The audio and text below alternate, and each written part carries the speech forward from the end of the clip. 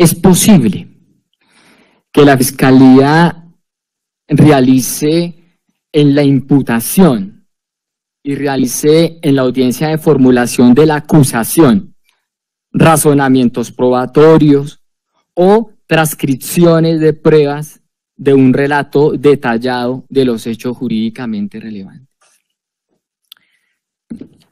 Hay respuestas por parte de la Corte Suprema de Justicia, Sala de Casación Penal, y se puede citar, su señoría, el radicado sentencia penal 43-2023 de fecha 2015, 44.866 de fecha 16 de abril del año 2015. Abre comillas y dice la Corte: ello implica necesario que el fiscal del caso asuma como propio su particular entendimiento de lo ocurrido y la connotación penal que apareja, para lo cual sobraría notar, es preciso, indispensable e ineludible que en sus términos resuman el escrito la decantación de la investigación sin remisión a pruebas, ni mucho menos transcripción del contenido de las mismas, entre otros motivos, porque el descubrimiento probatorio opera para las partes y no respecto del juez, quien por ocasión del principio de imparcialidad no debe conocer el sustrato probatorio de lo afirmado por el fiscal. De igual manera es posible entender adecuadamente surtida una acusación que no corresponde al particular entendimiento del fiscal de lo sucedido, sino a la transcripción de piezas probatorias, en ocasiones inconexas o contradictorias, porque allí no existe una determinación precisa y expresa de las circunstancias con connotación jurídica que estima el fiscal configuran el cargo o cargos dignos de dar a conocer al acusado para convocarlo a juicio. Y esto ha dicho la Corte, que no debe pasar en el sistema penal. Se ha vuelto práctico, común de algunos fiscales, que sin abrazar una teoría del caso específica, deciden mejor en la imputación y acusación hacer una relación de medios probatorios, en ocasiones contradictorios, a la espera de que allí sean las demás partes las que se extraigan su particular concepción de lo que quiera atribuirse. Desde luego que una tal manera de referenciar lo que se entiende hecho jurídicamente relevante se evidencia indeterminada y ambigua, por entero alejada de la claridad y precisión de que debe estar investigada la relación fáctica en cuestión. Del fiscal se reclama, a tono con el concepto de teoría del caso, que en el componente fáctico de la imputación, desde luego también en la acusación, sintetice, sin referenciarlos, todos los medios de conocimiento recogidos y de allí extraiga una hipótesis plausible que se traduce en la narración neutra de lo que estima sucedió, detallando las circunstancias de tiempo, modo y lugar que gobiernan los hechos y obviamente discriminando a la víctima o víctimas a partir de lo que particularmente padeció cada una de ellas. Se puede entonces observar decisiones de la Corte Suprema de Justicia, Sala de Casación Penal, bajo sentencia penal 16.913 del año 2016, radicado 48.200 de fecha 23 de noviembre del 2016, solamente su señoría para efectos de poder como situación, no voy a ahondar lógicamente porque el tiempo es corto. Entonces, su señoría, dos pretensiones procesales. La pretensión, su señoría, principal, relacionada con el fenómeno de la nulidad, y la segunda pretensión, su señoría, también procesal subsidiaria, relacionada con la absolución del procesado. En consecuencia, entonces, su señoría, ya teniendo en cuenta el plan metodológico que va a realizar la defensa, procedo entonces, su señoría, a formular la pretensión procesal, de la cual solicito de manera cordial y respetuosa se decree la nulidad de lo actuado. Ya después voy a hacer unas reflexiones sobre un punto en particular, pero en forma primigenia entonces, señoría, nulidad desde la audiencia preparatoria, inclusive por los siguientes motivos.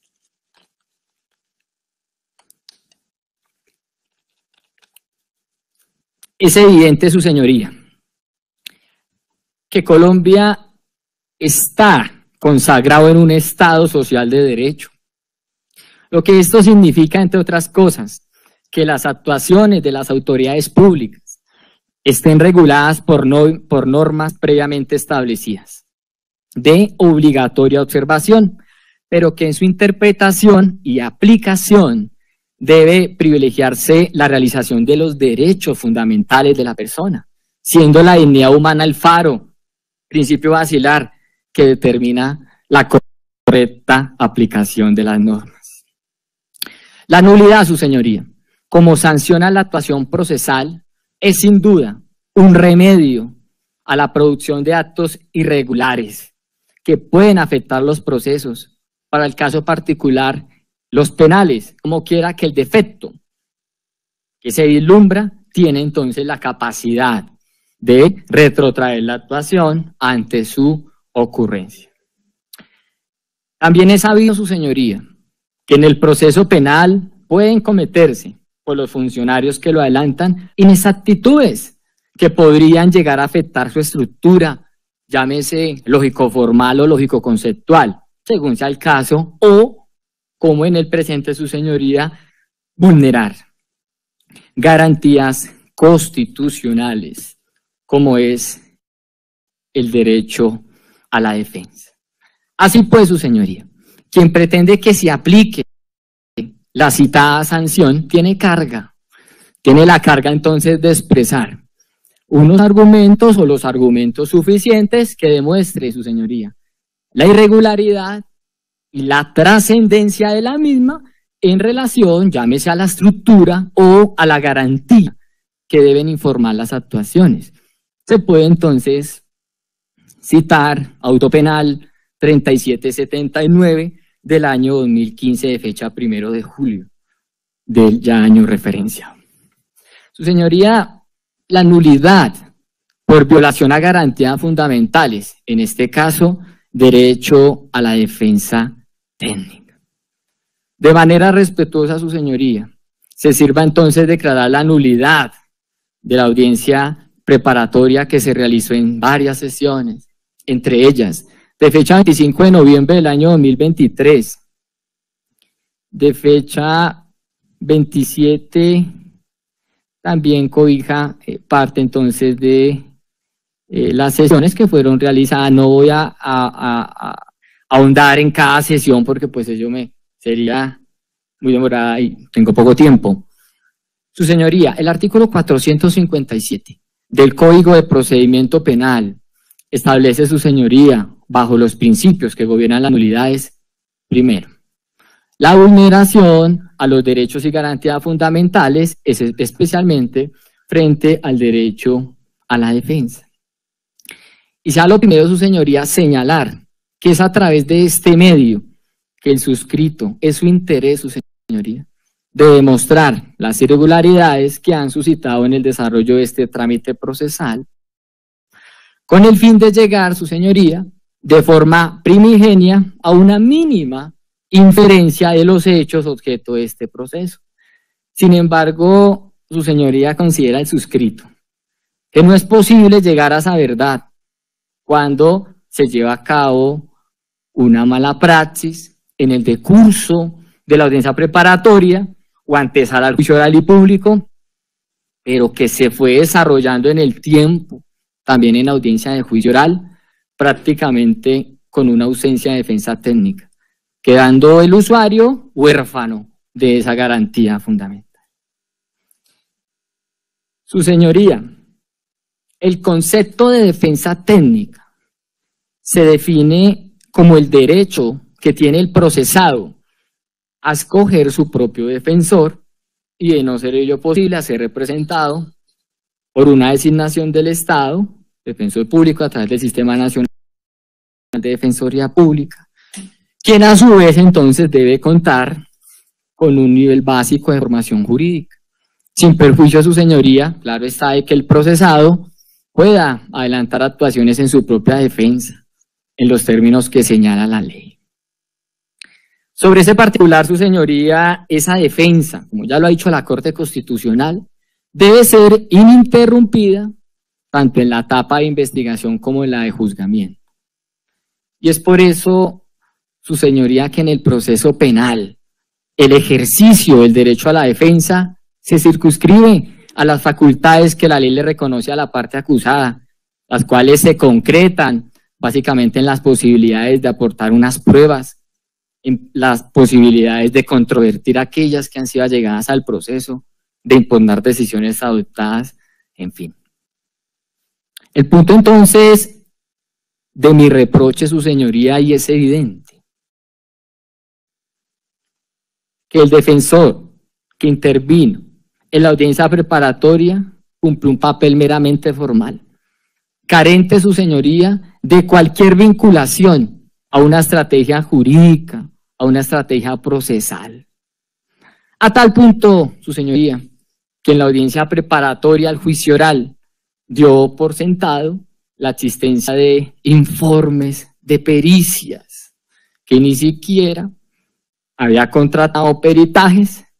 Importante entonces, su señoría, para demostrar la no autoría y por lo tanto la no responsabilidad penal que se le están delegando al usuario.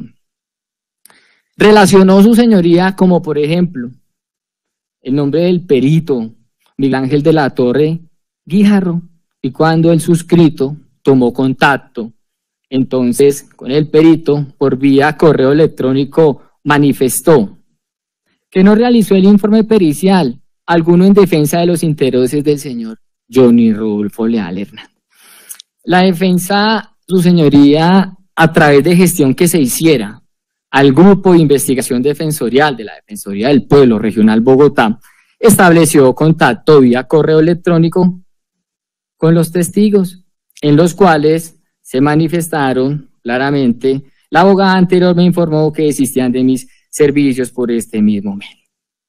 También se tuvo contacto vía correo electrónico con el señor testigo Carlos Colángeno y se demostró entonces que ese supuesto dominio no existía. Y así, su señoría, en lo que tiene que ver con las pericias del testigo, por lo menos Luis Rabanal Cepeda, en correo institucional que manifestó todas estas situaciones. Estimado Daniel, le agradezco la información, sin embargo fui informado por la abogada señora Ana Julia Velázquez Arcila que su defendido desistió de mi pericia al no disponer de los medios económicos para financiar el costo del peritaje, que no solo es genérico, sino amplio dentro del campo de competencia de la medicina forense, por lo que me sorprende su correo, ya que entiendo, fue una decisión transmitida, reitero, a través de la abogada previamente aludida, situación entonces reiterativa en base pericial, y por ello entonces hoy se observan esta situación, por supuesto, clara de desigualdad. También, su señoría, la declaración del testigo Juan Tomás Benedito Paisal, en el cual también se manifiesta, queda testigo de la defensa, pero pues esto sucedió así. Entonces es evidente, su señoría, que si la defensa, llámese particular o pública, en la audiencia preparatoria no tenía el nombre referenciado entonces, y ahorita vamos a hablar del principio de la trascendencia, también porque la Corte Suprema de Justicia ya hago también la manifestación al respecto. ¿Qué sucedió entonces, su señoría, en esa audiencia preparatoria? Si no se tenía el nombre del perito, si se especuló con las pericias, porque no tenía pericia, si prometió una prueba y posteriormente renunció, está, su señoría, dejando al usuario huérfano de prueba pericial que demostraría su no responsabilidad penal. Tanto fue así, su señoría, que la defensa le solicitó a usted 2 pericias, las cuales fueron negadas por parte de usted, señora juez. Ahora bien, si revisamos, su señoría, la intervención de la defensa anterior al juicio, se puede ver claramente falta de unidad, de conocimiento de la defensa a lo largo del juicio. En la forma, su señoría, de cómo se abordaron los contrainterrogatorios, Situación, su señoría, que fue advertida en varias oportunidades por usted, señora juez, y por el agente del Ministerio Público, y también por el abogado de las víctimas. Estos hechos quedaron plasmados en las audiencias, que fueron llevadas a cabo en múltiples sesiones. Yo podría citar una, 26 de julio del año 2023. Y aquí, su señoría, sobre esa temática, ya lo ha ahondado la Corte. Debe entonces primero cumplirse con una carga argumentativa para fundamentar entonces la solicitud de nulidad. Es necesario entonces cumplir con 6 situaciones que se han decantado por la jurisprudencia de la Corte. Primero, sea preciso entonces identificar la clase de irregularidad sustancial que determina la invalidación. 2, que se exprese si el alegado constituye un vicio, en este caso de estructura o de garantía, claramente un vicio de garantía. 3, plantee los fundamentos fácticos de la pretensión invalidatoria e indique qué preceptos normativos considera vulnerados, fije el momento procesal en que se produjo la anomalía y la cobertura de la invalidez deprecada. Y 6, acredite entonces, en términos de trascendencia, la necesidad de acudir a la nulidad como remedio único y extremo para restablecer el derecho afectado con la anormalidad procesal o la garantía cuya lesión se reprocha en la sentencia. Sobre esto, su señoría, es importante anotar que claramente en la ley 906 del 2004 no aparecen los principios de las nulidades y aparecen de manera más pormenorizada, artículo 310 de la ley 600 de 2000. Sobre ella, entonces, ahondaré uno a uno, su señoría, entonces, los principios. Me toca hacerlo, señora, de manera concreta por la cuestión temporal. Entonces, el principio de la taxatividad está aquí, su señoría, claramente consagrado. Artículo 458 del Código de Procedimiento Penal, reitero entonces, por vulneración a garantías fundamentales. Específicamente, ¿cuál? Derecho a la defensa y debido proceso, pues es evidente, tanto así que se advirtió, su señoría, por parte de usted y de todas las partes intervinientes, porque fue un fiel reflejo. Uno podría decir, hasta el acto total de formulación de la acusación, sí, pero no voy a identificar esa cobertura de la invalidez desde esa etapa procesal. Ya se dijo desde cuál audiencia preparatoria, pero la defensa también va a hacer una reflexión, su señoría, de una especie de nulidad parcial, entonces, su señoría, para encontrar lo que se desea, un juicio justo y encontrar una verdad. Entonces, su señoría, se tiene por mandatos también de la Corte Suprema de Justicia, se puede consultar el radicado 30.539 en sentencia del 18 de noviembre del 2008, en los que aparecen entonces estos principios, ya lo dijimos taxativamente, artículo 458, artículo 457 del Código de Procedimiento Penal, atinente entonces a la taxatividad, derecho a la defensa y debido proceso, pues es evidente lo que sucedió. Defensa pide pericias, pero no tenía, indicar esas circunstancias que ya han, pues, categóricamente quedando en evidencia. Ello hay entonces la huerfandad de solicitud, como decía la representante del Ministerio Público, es una defensa inútil. Desde esa perspectiva, entonces, le podría asistir entonces razón. Y entonces, cuando se fundamentó y se solicitó, y aquí su señoría, abocándonos al principio de la trascendencia, de lo que está solicitando la defensa, se trajo a colación un perito por parte de la Defensoría del Pueblo, que determinaría entonces estudios relacionados con ventanas de muerte, con lo que hoy pues claramente se explica y se dice y se afirma, pues claro, no hubo lugar entonces de refutación, porque cuando se trajo la pericia, esa situación entonces había sido otra, distinta. Tanto fue así que la Honorable Corte Suprema de Justicia, en decisión del magistrado ponente, el doctor Gerson Chaverra Castro, prácticamente le está diciendo a la defensa, pues, si observa entonces causales de nulidad, pues abóguelas. En el trasegar del juicio se puede ver página número 12, de manera que al interior del proceso penal, radicado terminado en 2021-0071, que actualmente sigue su curso, el demandante cuenta con la posibilidad de elevar sus reparos respecto de las irregularidades que considera se presentaron, con la negativa a la práctica del medio de conocimiento que expone, así como las demás censuras que tiene frente al proceso penal a través de la postulación de nulidad del trámite o por medio de los alegatos de conclusión al finalizar el juicio, e inclusive en el eventual caso de obtener una sentencia desfavorable podrá interponer recursos de apelación, y si subsiste interés jurídico, el extraordinario de casación, si es que así se estima pertinente, respetando pues esa decisión, y el salvamento de la doctora Miriam Ávila Roldán, el cual va más allá y dice se ha debido hacer un estudio de fondo de este asunto.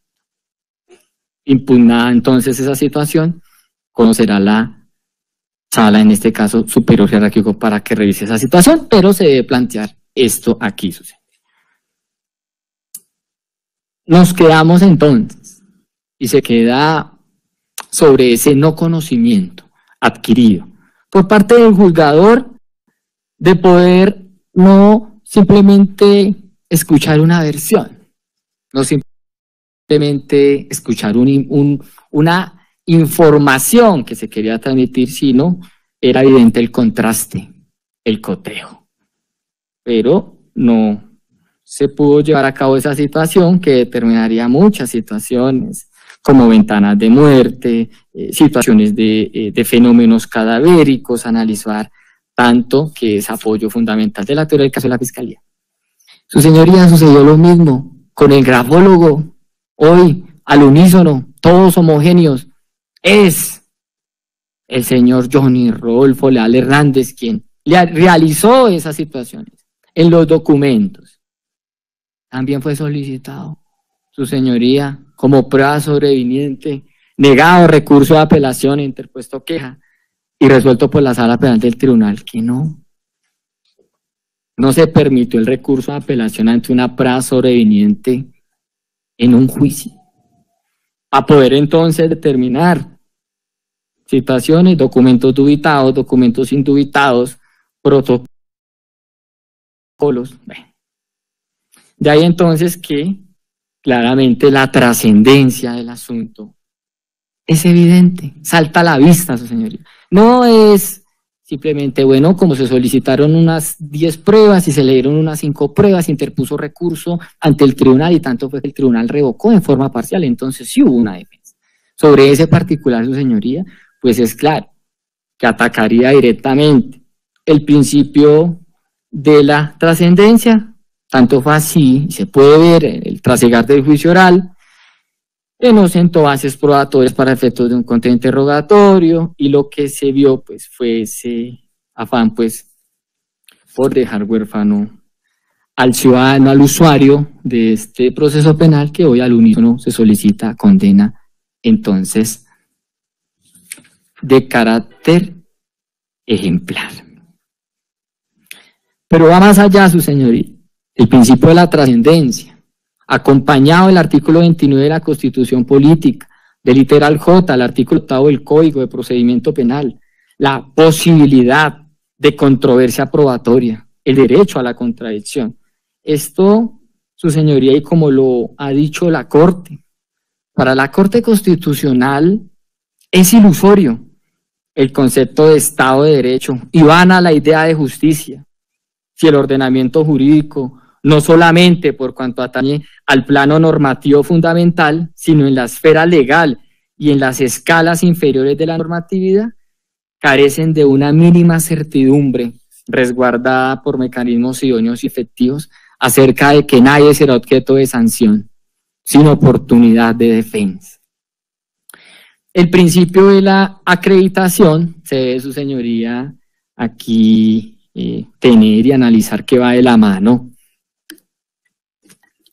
del principio de la convalidación, en el entendido que la nulidad, su señoría, que se está alegando es de aquellas que son insubsanables, es decir, que no opera entonces el principio de la convalidación.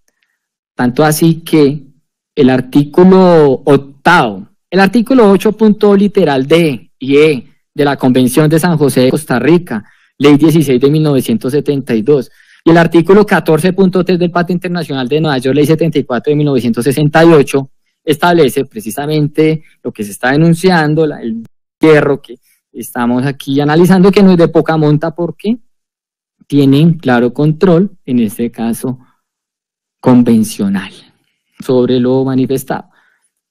El principio de la protección, aquí se debe, su señoría, manifestar, ahondando entonces ese principio, que es el escenario que está decantado.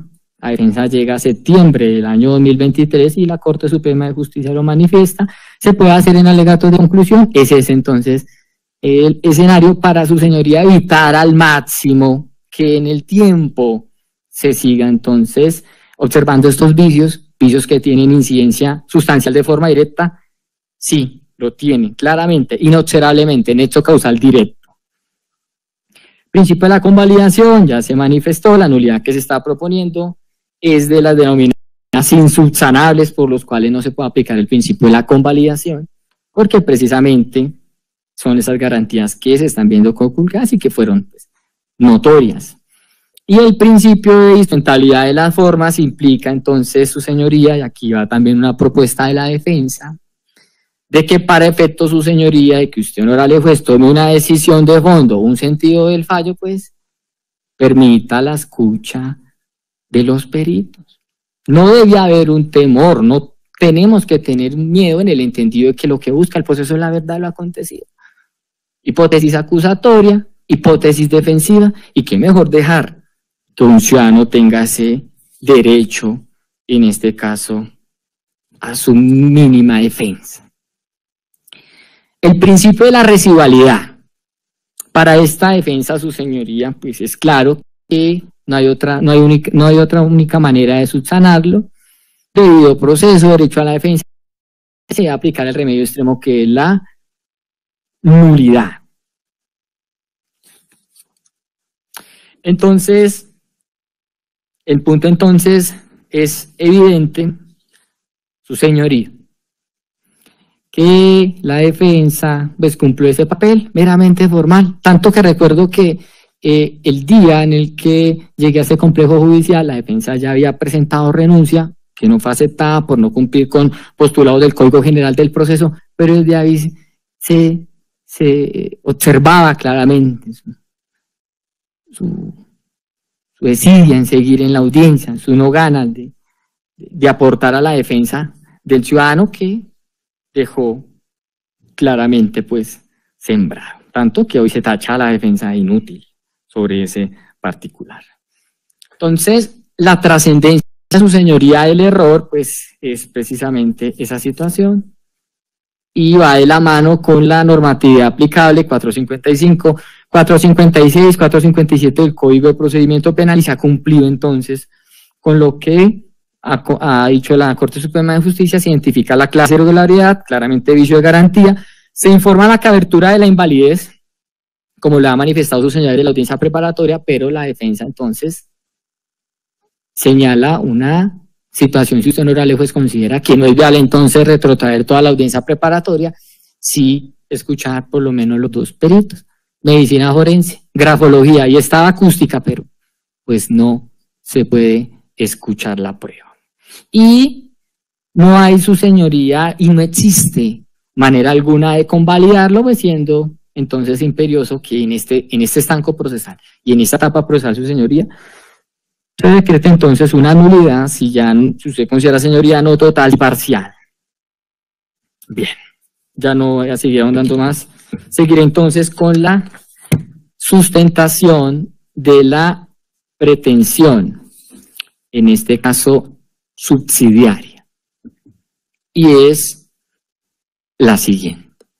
Se tiene, su señoría, que en el sistema de apreciación de la sana crítica, la decisión judicial debe ser el resultado de un razonamiento analítico, un razonamiento dialéctico, a través del cual se podrá declarar la responsabilidad penal de una persona si luego de un proceso valorativo existe un soporte demostrativo suficiente que derrumbe la presunción de inocencia a partir de lograr un conocimiento más allá de dos circunstancias o dos categoremas: categoría delito, material de infracción, y dos, su señoría, de la responsabilidad penal o no, según lo manda entonces ese artículo 381 del Código de Procedimiento Penal, en el entendido que el inciso segundo de ese artículo 381 establece claramente una especie de tarifa legal negativa, lo cual podría entonces converger en un error, en este caso, de hecho, por un falso juicio de convicción.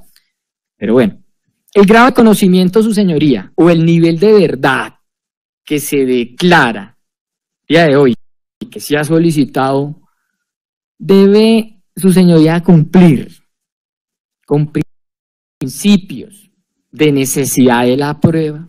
Debe, su señoría, cumplir con nivel de verdad. No bastan simples inferencias razonables, no bastan categorías de probabilidad de verdad. Tiene que haber superado ese estanco, pero probatorio. Y ello es así, su señoría, porque si existe duda sobre la consumación del delito, la responsabilidad del acusado, necesariamente, su señoría, se tiene que aplicar uno de los principios universales del derecho penal, el indubio pro reo, y por esto, su señoría, es que en virtud de la garantía de presunción de inocencia, la carga de la prueba, la probanza, recae sobre la acusación. Por eso se dice que el acusado tiene el beneficio de la duda. El onus probandi de la inocencia no le corresponde al acusado.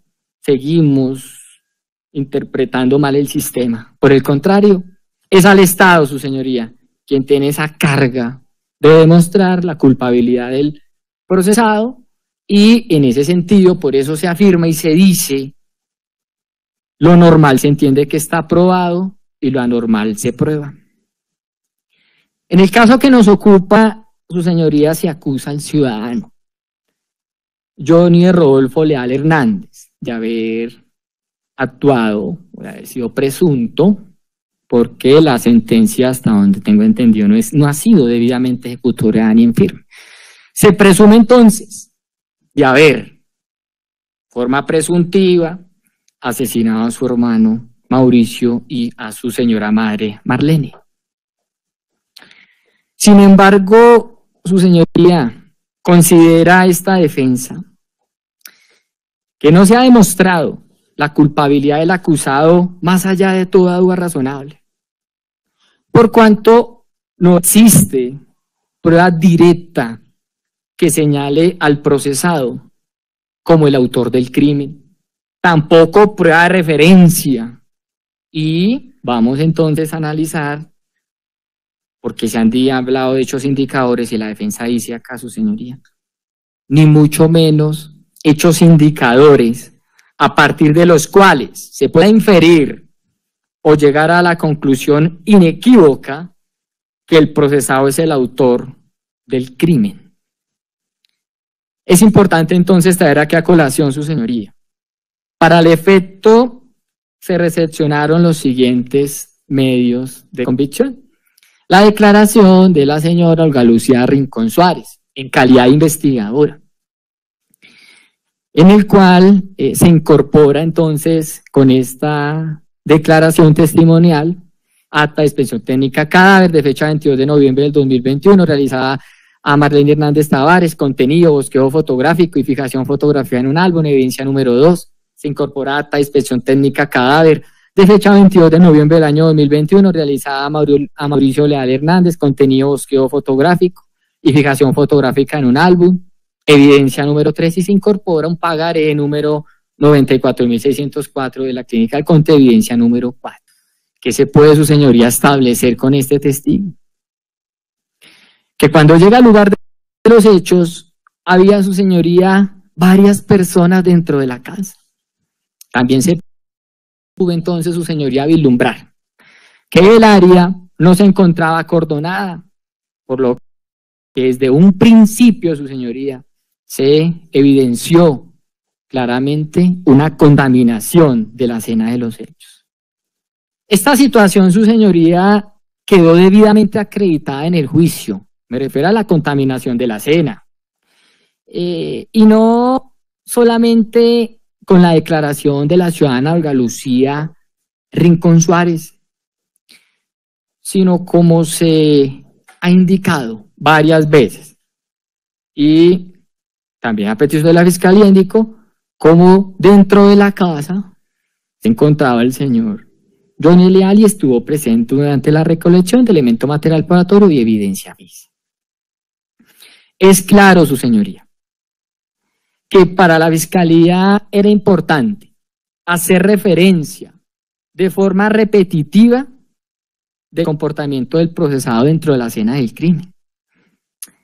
Y esto, su señoría, también porque deja claro, en primera medida, la falta de diligencia, pero también la falta de pericia de la investigadora al no sacar de la escena del crimen a aquellas personas que no deberían estar allí.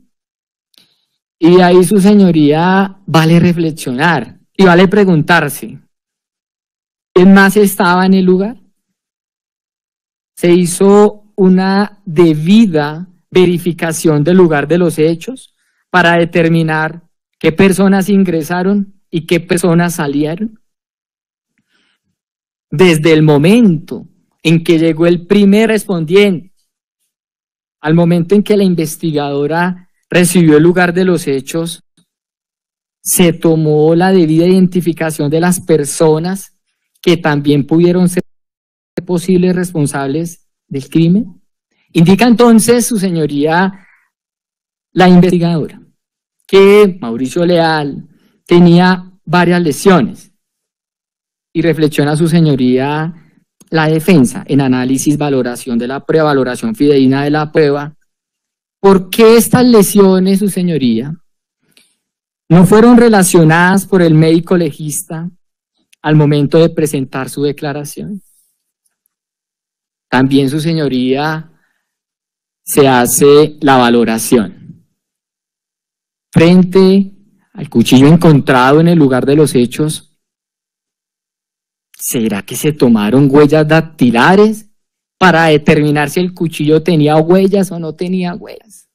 No, por eso es una investigación muy incompleta de lo que se debió haber hecho al momento de que llegaron estas personas, se supone capacitadas e idóneas a la escena de un crimen.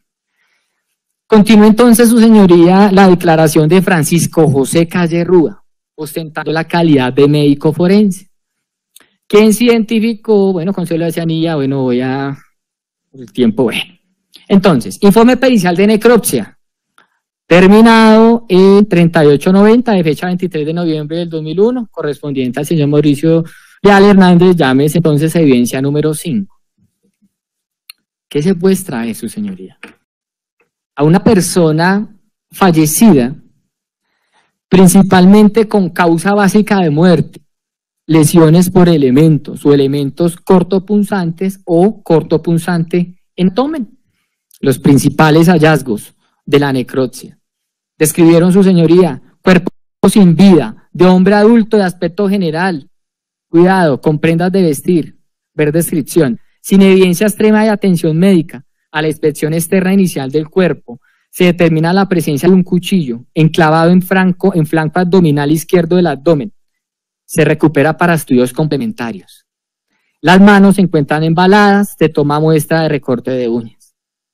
En lo atinente a los fenómenos tempranos, sin cambios de descomposición, se dice: los hallazgos corresponden a una ventana de muerte entre las 12 y un máximo de 48 horas transcurridos desde la muerte.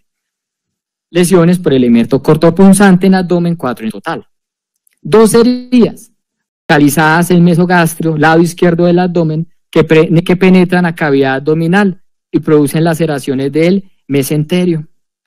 Una localizada en mesogastrio, lado derecho del abdomen, que penetra en cavidad abdominal y produce laceración del mesenterio. Una localizada en epigastrio, que produce lesión de piel y tejidos blandos del abdomen, incluyendo epiplón mayor. Heridas lineales múltiples en abdomen superior superficiales no penetran a cavidad, producidas por filo de elemento cortopunzante. Acumulación de sangre masiva en cavidad abdominal. Hemoperitoneo de aproximadamente 1500 centímetros cúbicos. Dentro de la cavidad abdominal se recupera flotando libremente en su interior una hoja de cuchillo de tipo cocina. Hematomas de tejidos blandos tenues en brazos y antebrazos, que a la exploración quirúrgica de los mismos se determina que son superficiales, comprometiendo solamente la dermis. Son lesiones por elemento cortopunzante, lesiones de origen traumático. Conclusión de la opinión pericial.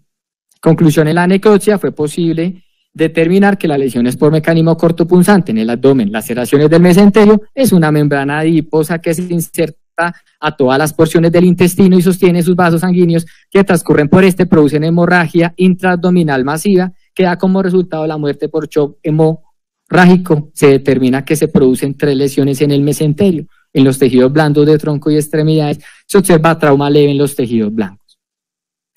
Causa básica de muerte. Esto se encuentra en el folio página 3. Causa básica de muerte: heridos por elementos cortopunzantes o cortopunzantes en abdomen, 4 en total, manera de muerte violenta por determinar.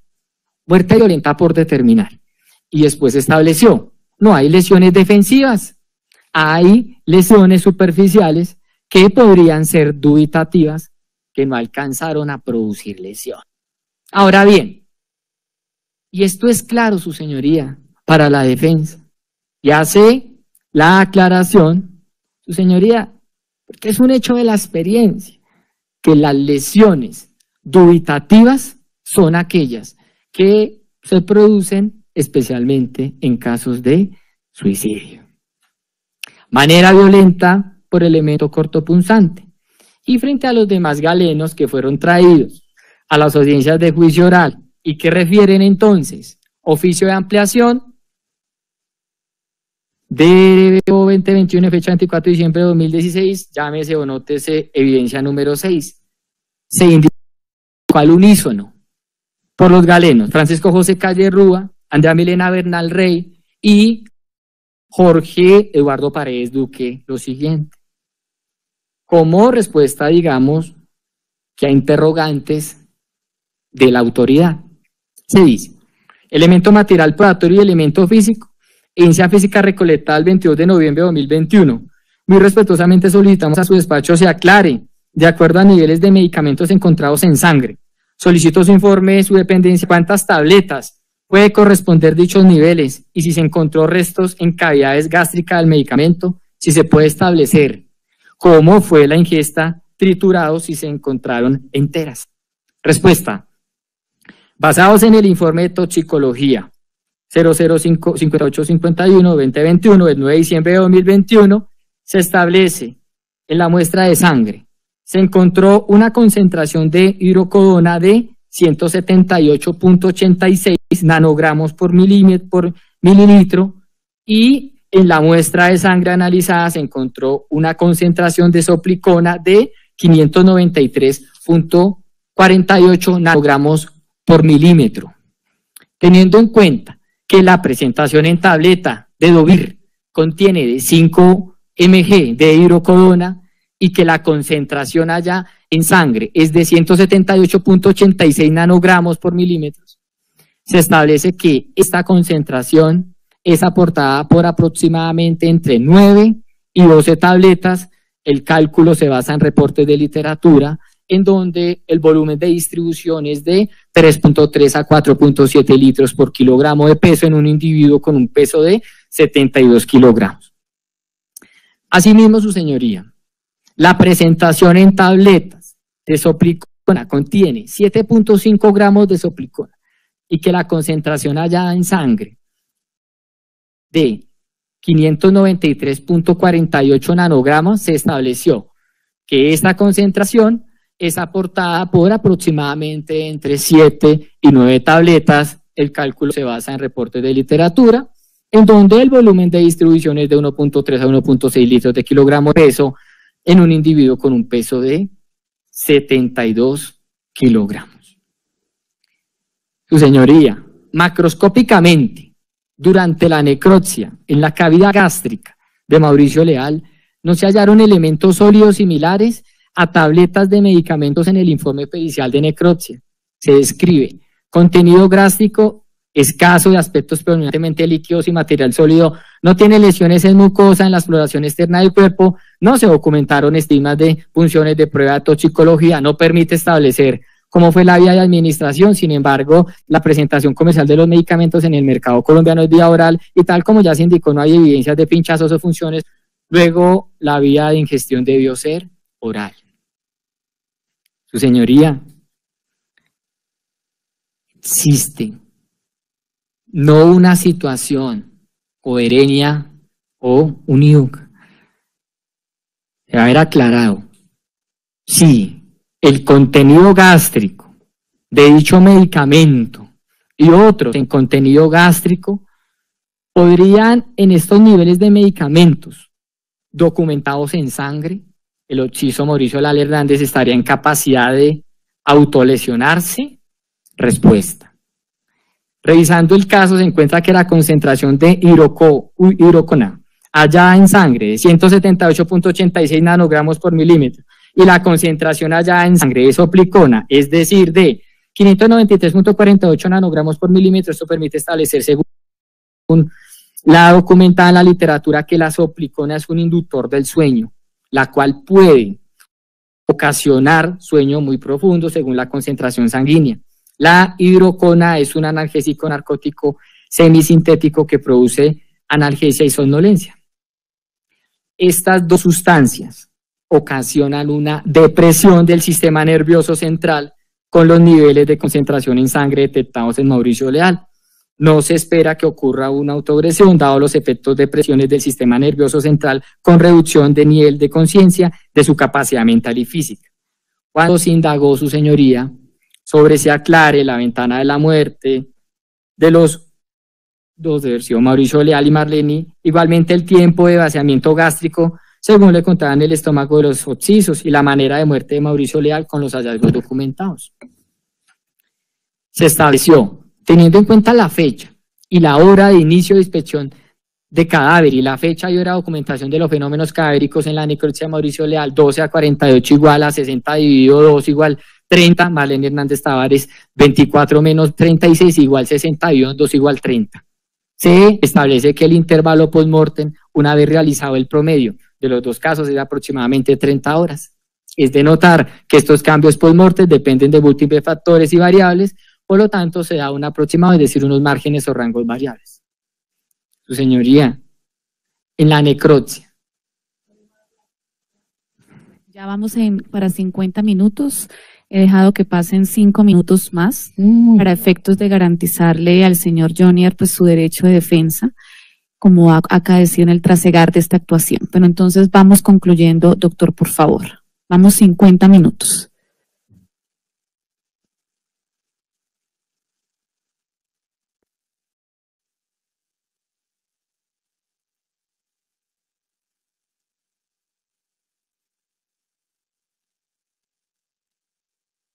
Bueno, señora, hacer mi esfuerzo, pero es imposible.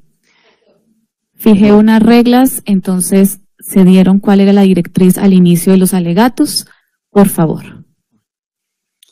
Bueno, entonces, de esa necropsia de Marleni Hernández Tavares se puede entonces determinar el contenido gástrico con restos, y acaso, señoría, al momento de analizar la evidencia, los restos de alimentos hidétricos blandos. Y también se estableció, cuando se describió, que si existía un alto nivel encontrado en la sangre y se estableció que en este caso la posibilidad de un suicidio o una autoagresión. Las evidencias de signos de arrítmica y de sujeción encontradas con las extremidades superiores, y siguió pues el análisis de esa evidencia. Su señoría, aquí yo estoy hablando de que no tiene esos cambios de descomposición. Entonces digamos que el límite mayor para una muerte de estas es más o menos 48 horas transcurridos al momento de hacer la necropsia. O sea, sería como el máximo de tiempo a partir del cual se podría determinar o no fenómenos un poco más tardíos o no, pero se debían de haber denotado algún tipo de descomposición, ya que ya sería más de las 48 horas. En este caso, estamos hablando de un cadáver de un cuerpo sin vida que se encuentra fresco y bien conservado, teniendo en cuenta pues características climáticas y digamos que de geografía. Por decir de alguna forma, entonces estamos hablando aquí, su señoría, de un tiempo máximo de muerte de unas 48 horas. Si el Instituto Nacional de Medicina Legal y Ciencias Forenses indicó que la ventana de la muerte se estableció en un rango de 48 a 12 horas transcurridos a partir del momento de hacer la necropsia, es decir que la necropsia del señor Mauricio Leal se realizó el día 23 de noviembre de 2021 a las 12:57. Frente a este análisis tenemos entonces que si la muerte ocurrió entre el 21 de noviembre del año 2021 a las 12:57 p.m. al 23 de noviembre del año 2021 a las 00:57 a.m., el intervalo de tiempo entre la muerte de Mauricio, 48 horas máximo, y la señora Marlene, 36 horas máximo, es de 30 horas, lo cual se establece conforme a los fenómenos cadávericos, es decir, se puede concluir claramente, su señoría, que la fiscalía no probó, y según esta conclusión queda entonces siempre la incertidumbre o el interrogante de qué persona entonces muere primero. Y esto es importante. Es importante, su señora, porque siempre se ha manifestado que una persona muere primero, que otra persona muere después, cuando eso no está probado de ninguna forma. No se puede entonces determinar esa situación de que murió primero.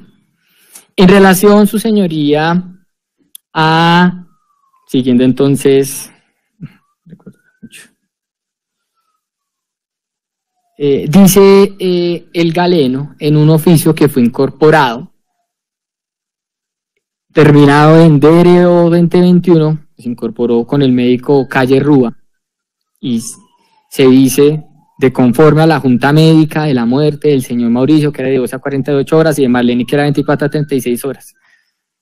Dice el galeno que lo esperable es que quede un lago hemático en el lugar donde se produjo la herida, pues porque concluyó que eso fuese violento homicidio. Y se pregunta a su señoría la defensa. En este caso, Marlene se podría haber autolesionado, autolesionarse. ¿Cuánto medía el cuchillo o los cuchillos que encontraron en el lugar de los hechos? ¿Cómo se hizo la comparación con la lesión de la señora Marlene?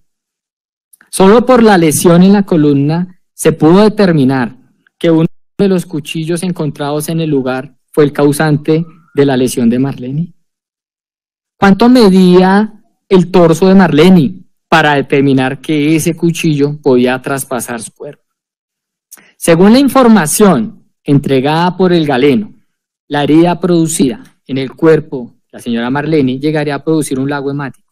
¿Dónde está ese lago hemático? Sin embargo, en la escena de los hechos no se pudo evidenciar ese lago hemático, no se pudo determinar el lugar entonces de la muerte de la señora Marlene Hernández. Se trae después, su señoría, la declaración de Armando Rodríguez Lozano, un grafólogo forense, también se hizo énfasis en ello, dio unas explicaciones. Pero esas explicaciones, su señoría, como se dice aquí, de certeza y más allá de toda duda, son, su señoría, explicaciones que no son suficientes.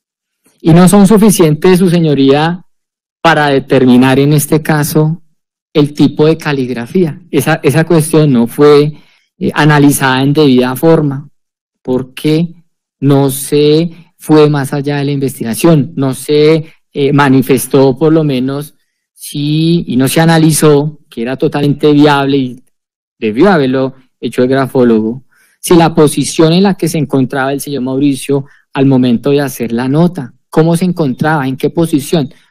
¿Tenemos que imaginarnos todo? ¿Tenemos que imaginarnos todo? ¿Tenemos que especular sobre la prueba? No. ¿Cómo se encontraba en este caso sentado? ¿Estaba apoyado de alguna base que no le permitiera escribir bien? ¿O al estar sentado en una base de escritura inadecuada puede causar la pérdida de fuerza en cada línea? ¿Se había lesionado o había cometido algún hecho que afectara a su psiquis y así escribir de la forma ya indicada? Claramente son interrogantes, son, su señoría, incertidumbres que la prueba pues no tiene la entidad suficiente ni el poder suasorio para poderlas llenar. En relación a la declaración de Julián Daniel Topo Seipis, se indicó tanto en la imputación como en la acusación y en teoría del caso que supuestamente el procesado utilizó guantes, pero no, su señoría explicó en qué momento hizo uso de ellos.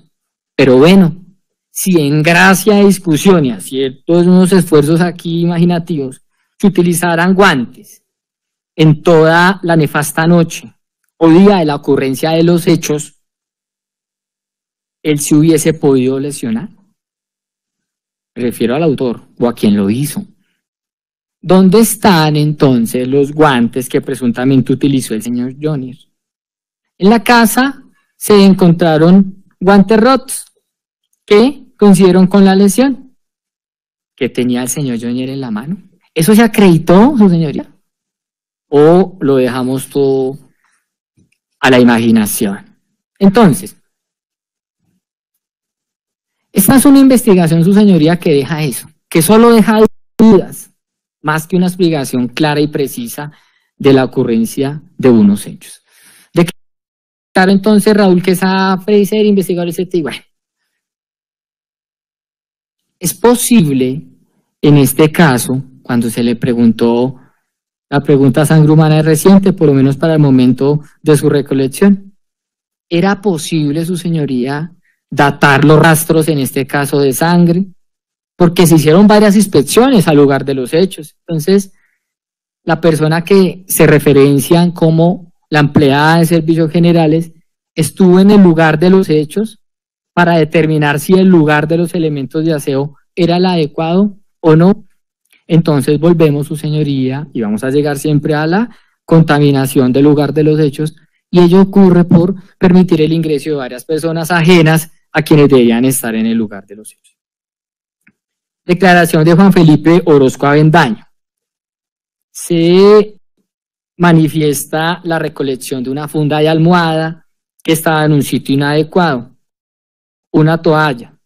En la escalera recolectó una mancha de sangre y aquí se ha hecho referencia a eso y se dice, señoría, que en las paredes de la habitación donde ocurrieron los hechos, transferencia, otra funda donde ocurrieron los hechos. Señoría, la transferencia no se observa, haciendo un análisis fidedigno, que haya sido, en este caso, bueno, entender que haya sido transferida por el aire, sino que es por otro elemento, por una prenda, una mano u otro elemento. La funda estaba en la puerta de ingreso al baño de habitación de Mauricio. Manchas de texturas características similares a la utilización de guantes de la cocina para hacer aseo y transferencias. El testigo se niega. Completamos una hora, qué pena, lo interrumpo. Concluimos, por favor. Sí, le marca. Bueno, su señoría, estoy haciendo unos esfuerzos de verdad. Sí, doctor, pero yo puse las reglas al tenor de lo establecido en el Código de Procedimiento Penal. Por favor, doctor, todos Ya los han estoy, su cumplido. señoría, ya voy llegando, señoría, estoy omitiendo muchas situaciones. Por favor, señoría. doctor. De verdad que lo mínimo, su señoría, doctor, ante tres, no, su doctor, señoría, fueron discúlpeme, tres en doctor, contra. yo- Señoría, por favor, seamos doctor, razonables. no, usted tendrá su derecho a réplica, doctor, Señoría, ahorita. pero son tres intervenciones No, en contra de la defensa. no, doctor, usted, Yo y sí las ruego, reglas, señoría, ponderemos mejor esta situación. no, doctor, por favor. Terminemos los alegatos. Vamos para 1 hora. Le he dado 15 minutos, 20 minutos más que las demás partes. Por favor. Y lo estoy haciendo de por sí. Entonces, en relación a la declaración del señor José Yair Ruiz Palacios, se dice su señoría, bueno, conductor de Mauricio Lea.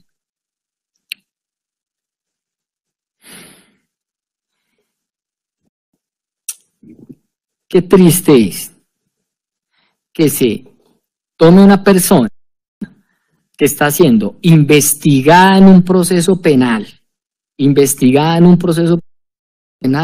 para que declare en contra de otra persona y su proceso penal no va a continuar en curso. Eso es una situación, su señoría, de claro interés que tiene el ciudadano José Yair Ruiz Palacio. ¿Cuál es el interés del conductor? Pues a mí no me pueden investigar, yo no me quiero ver involucrado aquí en este proceso. No tuvo 1, ni 2, ni 3, su señoría. Fueron recepción de interrogatorio, recepción de entrevistas, recepción de toda esa situación que de por demás también considero que la incorporación, su señoría, de interrogatorios o la incorporación de audios, pues es evidencia claramente, pues, ilegal, en el entendido de que se ha debido, por lo menos, conculcar, si la persona está dando una declaración, que sea en presencia de su abogado defensor, pero no se observó esa situación.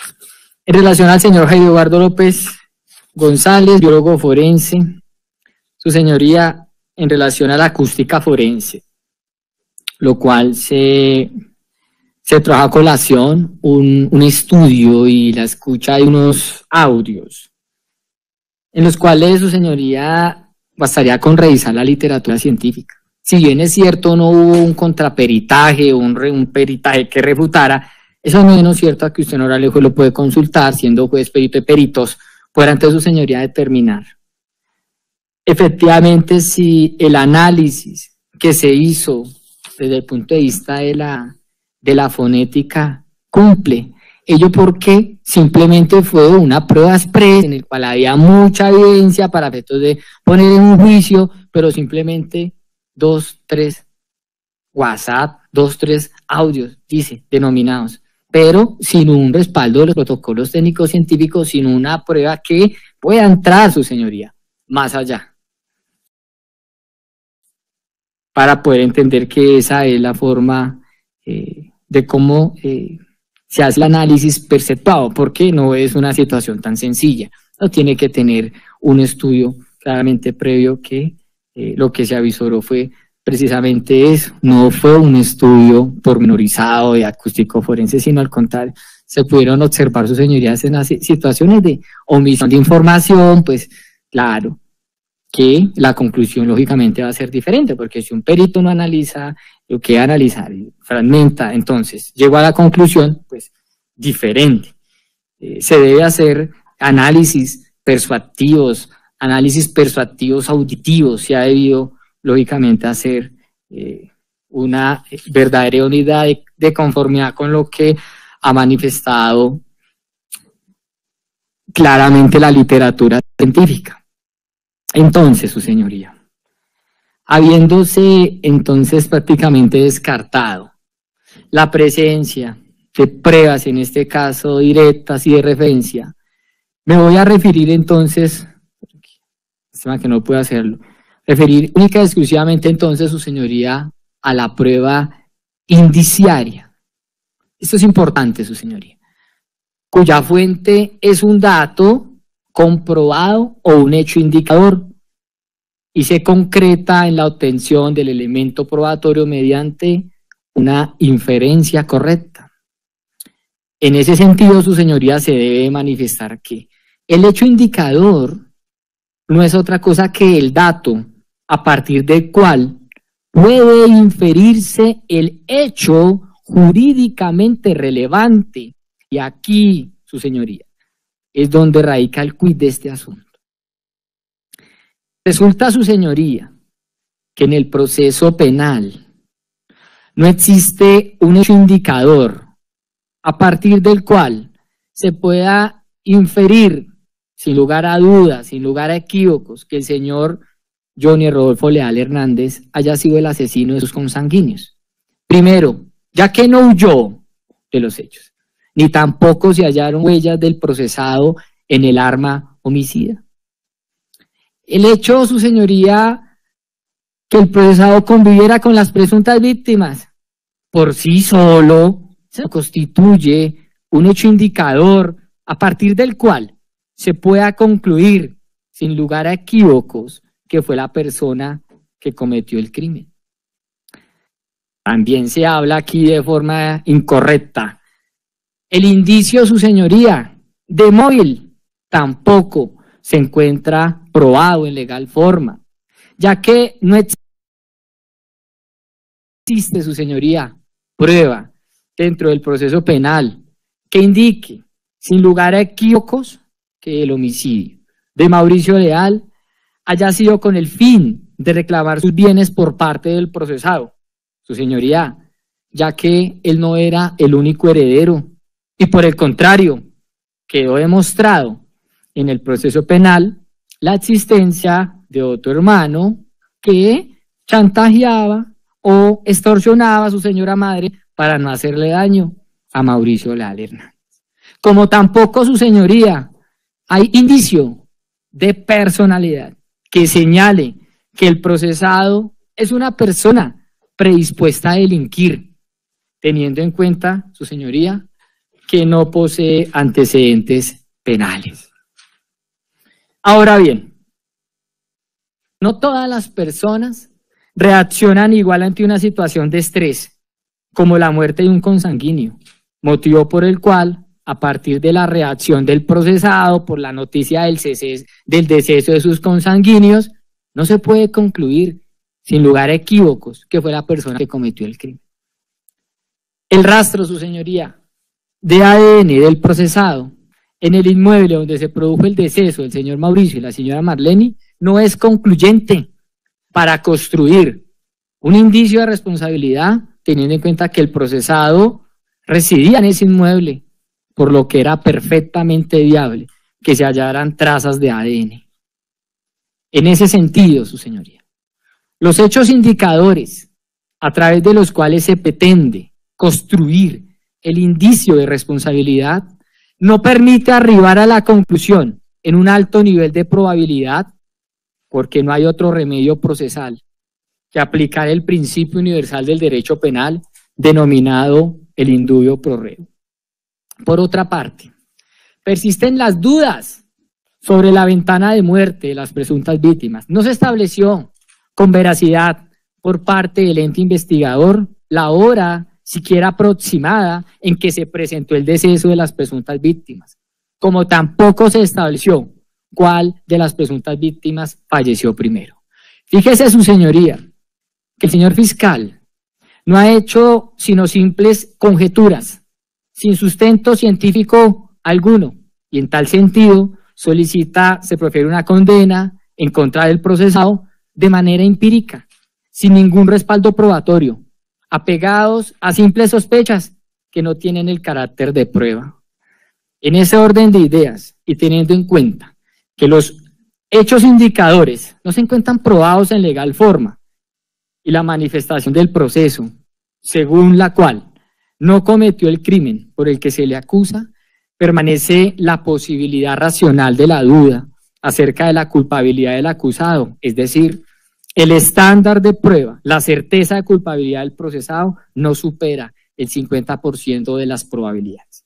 Los estándares de prueba son los criterios que indican cuándo se ha conseguido la prueba de un hecho, son los criterios que indican está justificado aceptar como verdadera la hipótesis, situación que no ocurre en este caso en particular. Ya voy a terminar, su señor.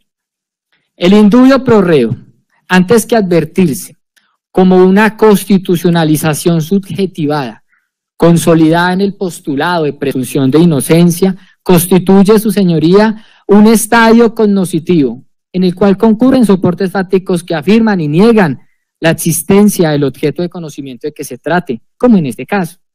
Los contenidos, su señoría, de indubio pro reo, concurren pruebas a favor y en contra, de cargo y de descargo, afirmaciones, su señoría, y negaciones, los cuales, como fenómenos en contravía, proyectan efectos de dudas respecto de alguna o alguna de las categorías sustanciales en discusión del proceso de conocimiento de que se trate. Desde la teoría del conocimiento, es dable comprender, su señoría, que el indubio pro reo, no como hipótesis, sino como realidad, se consolida cuando los fenómenos en contradicción no se excluyen, no se desplazan, ni destruyen entre sí, de donde surge precisamente el postulado universal de que en materia penal toda duda que no haya sido eliminada se resolverá a favor del procesado. Ya estoy terminando. Y aquí también, su señoría, nos prometieron, o prometió la Fiscalía, que iba a probar más allá de toda duda razonable que el señor procesado era el autor material del asesinato del señor Mauricio Leal y la señora Marlene Hernández Tavares. Sin embargo, su señoría, esa promesa no se cumplió. Lo único que se cumplió fue que se dejó un mar de dudas en la investigación que realizó la Fiscalía en estos homicidios. Y para poder, su señoría, acreditar esa serie de dudas, esa serie de interrogantes, simplemente terminaré con esta reflexión de las dudas y los interrogantes. Desde el primer inicio, su señoría, de la investigación, desde el primer momento en que el primer respondiente que produjo la nefasta investigación, que no se acordó en un lugar, cuántas y qué personas se encontraban en el interior de la casa. Se dice que hubo alteración de la cena. Esa alteración se produjo de forma voluntaria o involuntaria por las personas que se encontraban en el lugar. Nos indicó ese primer respondiente en el hecho de que llegó a la puerta de la habitación, porque estaba abierta, y vio los cuerpos, tanto de Mauricio como de Marlene, y que por lo tanto simplemente se ocupó de pararse en la puerta de la habitación y no dejar ingresar a nadie. Escúchese bien, su señoría, a la puerta de la habitación, no resguardó la casa. Entonces nos preguntamos, ¿los elementos materiales probatorios y la evidencia física recolectada en la casa ya estaba contaminada? Sí, su señoría, sí está contaminada. Ahora bien, llega la investigadora líder, la señora Olga, y nos deja los siguientes interrogantes. Un momento, a ver, sí he tratado de señalarle al señor fiscal, pero sí entiendo que va para allá su intervención, para darle espera, que el doctor está hace 10 minutos que señala que termina y termina. Doctor, vamos 1 hora 15 minutos. Entonces creo yo que ya es justo, doctor, culmine su intervención. Sí. Gracias, señoría. Eso que, bueno.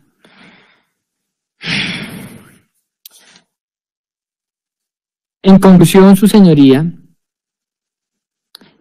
se hablan entonces de manifestaciones que son pues simples especulaciones. Se nos manifestó por parte de la Fiscalía que el señor Johnny Leal ocultó pruebas, que porque presuntamente lavó el lugar de los hechos. ¿Cómo probó esto la Fiscalía? Porque encontró un trapero en la terraza y porque encontró presuntamente varios elementos que no pertenecían al lugar donde debían encontrarse. ¿Quién los movió? Si ya sabemos que hubo varias personas en el lugar de los hechos y que no se acordó, no el lugar, y que no sacó el personal que no pertenecía a los investigadores técnicos. ¿Dónde están los resultados de huellas digitales que se debieron encontrar en el vaso o en los medicamentos, en los chasets de los medicamentos, en el bolígrafo, etcétera? Se nos dijo que Johnny utilizó guantes y que con los guantes trató de ocultar las pruebas. ¿Dónde están los guantes?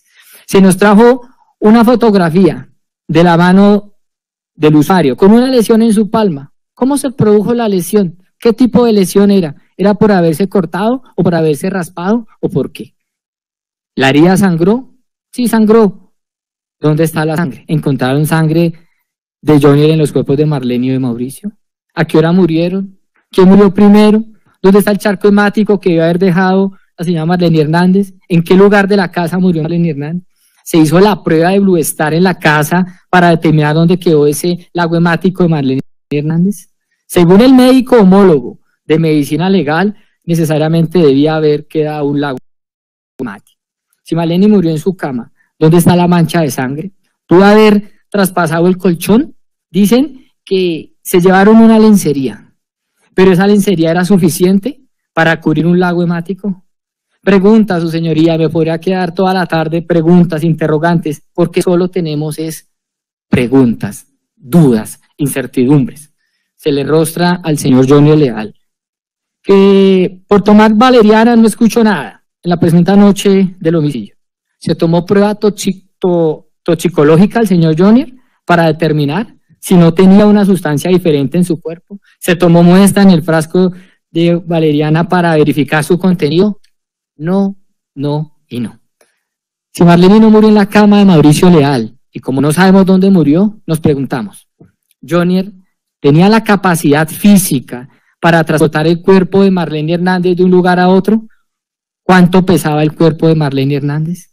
Este doble homicidio pudo ser realizado por una sola persona. Si Mauricio Leal estaba tan drogado, ¿pudo haber emitido algún ruido al momento de su muerte? Hay una carta de suicidio y dice en la misma de grosso modo que le dejo a todo a mis sobrinos y a mi hermano. ¿Cuál hermano? ¿Cuáles sobrinos? También se pregunta esta defensa. Se estableció por parte de la Fiscalía si en el conjunto Arboreto llegó a vivir alguien recientemente que hubiera cometido el homicidio. Su señoría, no voy a seguir haciendo más interrogantes ante este mar de dudas.